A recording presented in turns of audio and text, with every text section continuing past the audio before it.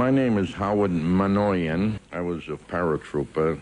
I arrived in England in September 1943, and there was 1,000 paratroopers that left America and came to England, and we trained until the 4th of June, when we went to my battalion went to the airfield at Spanhoe in the Leicester area, and we left on the late evening of the 5th of June, and we came in through what we called the back door. Instead of coming straight across the channel, we went around the Channel Islands, came in that way, and my regiment, 2 battalions of it, landed here in St. Mary-Église, and my battalion landed in a sector called Lafayette, but by error, I ended up here too. But on the trip coming over, the only thing that really stands out in my mind was where was my first combat, and the amount of equipment we had on our bodies. I was concerned about my rectum because there was no protection there against flak. So I decided to take my steel helmet off and put it on the seat where I was sitting, and I sat on it. At least I'm going to get some protection there. And that stood out in my mind. And then when we finally arrived to our, what we call the drop zone, we parachuted. Of course, it's a little after midnight. When I landed, I took off my excess equipment, and I ran no more than 10 yards, and I struck a wall. And I felt that it was only about 1 meter high, 1.5 meters the most. So I climbed the wall, went over the wall, and by that time, my eyes were focused to the darkness. I could see silhouettes. And then it dawned on me, I'm seeing crosses, tombs. I'm in a cemetery here at St. Mary-Église. Well, I almost shit in my pants. Right. Immediately, I went to the wall, and I went back over the wall to get out of there. I just didn't want to stay there. And I found 3 other men from my squad, and we came into the square. We were about 100 yards outside the square, but we came in where the major battle was going on at that time. And the firefight lasted maybe 20 minutes. The Germans who were already out there, the ones that weren't killed or wounded, they dispersed. And then we spent the rest of the night chasing them, alleys, streets, in and out of houses, and cleaned the town out just prior to 5 in the morning. But one thing I remember vividly also in town, I saw the last group of Germans leaving, and they went right by me, and as they went by, I was going to shoot. But I decided against it because they were going in the opposite direction and not towards me. But struck me odd, because I've always seen in film and newsreels and newspapers and photos the modern German mechanized army. But this group that was leaving were on bicycles, and that always stayed in my mind. Now, to this day, I am in touch with one of those men. His name is Rudy Escher.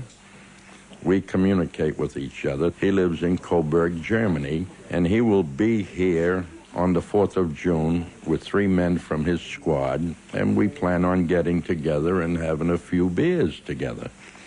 And I'm anxious to see him again.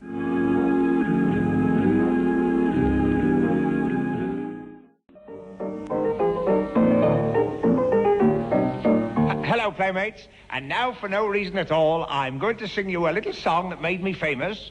The song that I made famous, well, anyway, one of us is very good, and I entitle it The Bee.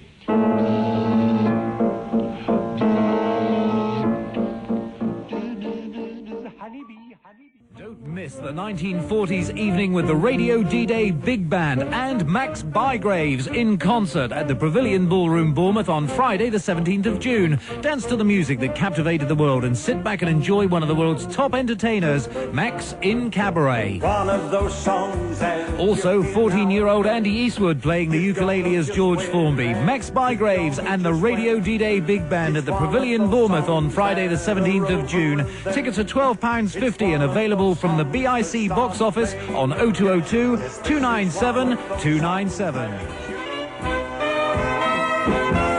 Bournemouth, as you know, was full of Americans, Canadians, you name it, free French, Canadian, free, they're all in Bournemouth. And of course, around Manor Road, all the big hotels, there was all these tanks, colossal number of tanks. And then, of course, when all of a sudden, all these troops were going through Bournemouth in lorries in different directions and throwing all their money out, which obviously gave us suspicion, you know, because they had special BEF money. And that particular evening, before they all went, Bournemouth was very quiet, wasn't it? Very quiet, you know, uncannily quiet. And I just happened to stroll along to the seafront, and there was all these ships, as far as you could see, from Studland right across to the Needles. One mass of ships. And what was so noticeable, there wasn't a whiff of smoke. Of course, next morning, of course, they were all gone, and we found out why. And, of course, the news came through, you know, that they'd landed or attempted to land. And that's basically what I can remember as much as that, because a lot went on before that period. I mean, all around Bournemouth and New Forest, all this whole area was saturated with troops. That night, you saw all the ships in the bay, and from my window in the Suncliff, you looked out next morning, as my husband says, there wasn't a movement, there wasn't a sound. And you didn't even hear them going out at night. No, didn't hear them go. No, you didn't even hear them go. No. They just went. They disappeared. Just had gone. Yeah.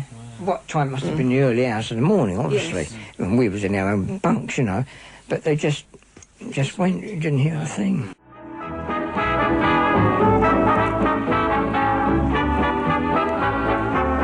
Radio D-Day. There's a Chinese laundryman, the famous Mr. Wu. He's chucked his Limehouse laundry shop and his window cleaning too. He's got another job, and it's one of the best. Now he's doing his bit for England like the rest.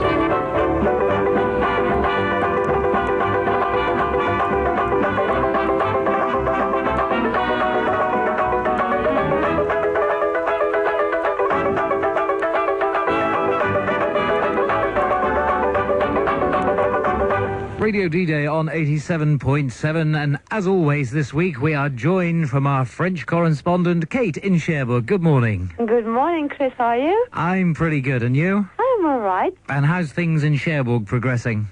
There is many people here in Cherbourg and around. A lot of English people and the American, yeah. And is it a good atmosphere? Yeah, really rejoiced atmosphere, you understand? Yeah, sure. Yeah, it's really nice. Okay, what have you got for us today? For this weekend, a lot of wind. The weather will be very windy, between 50 and 60 kilometers per hour. It's probably a sort of history wink. Sunday is the real beginning of the official ceremonies. The principal activity will be in Sainte-Mère-Église for the Airborne Day. At 9:30 in the morning, there will a remember ceremony on the U.S. cemetery. At 2 o'clock in the afternoon, the U.S. authorities will present the fight zones of 1944. And at 2:30, it will be the great parachute landing. 600 men of the U.S. and French armed services and few veterans. At 5, our Prime Minister, Mr. Balladur, will arrive to inaugurate the Freedom Night on the church place of Sainte-Mère-Église. After a fireworks, we will dance during all the night. Unfortunately for the D-Day, people won't be allowed to assist to the official ceremonies. But François Mitterrand, Bill Clinton, and Her Majesty the Queen will be on Utah and Homer Beach. Even if it's our last rendezvous, I suggest you to be in Cherbourg on the 26th of June to adjust yourself with us during all the feasts organized for the liberation of Cherbourg.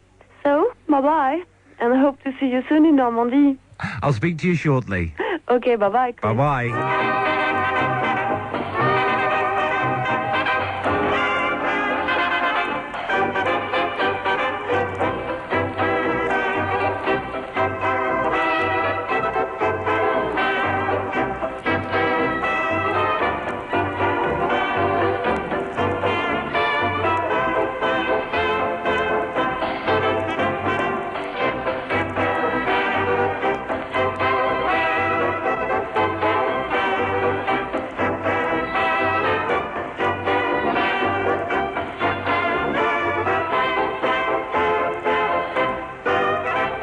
8:13 is the time. Good morning. The Radio D-Day Diary. Events that commemorate the Normandy Landings. Now then, what's going on around and about? From today until 9th of June in France, in Cherbourg, there's an American film festival with 2 prestigious galas for all visitors there. Here at home in Weymouth, a tribute to the armed forces of D-Day, which includes a parade of historic military tanks along the beach. The vehicles will then be used to display an embarkation off Weymouth.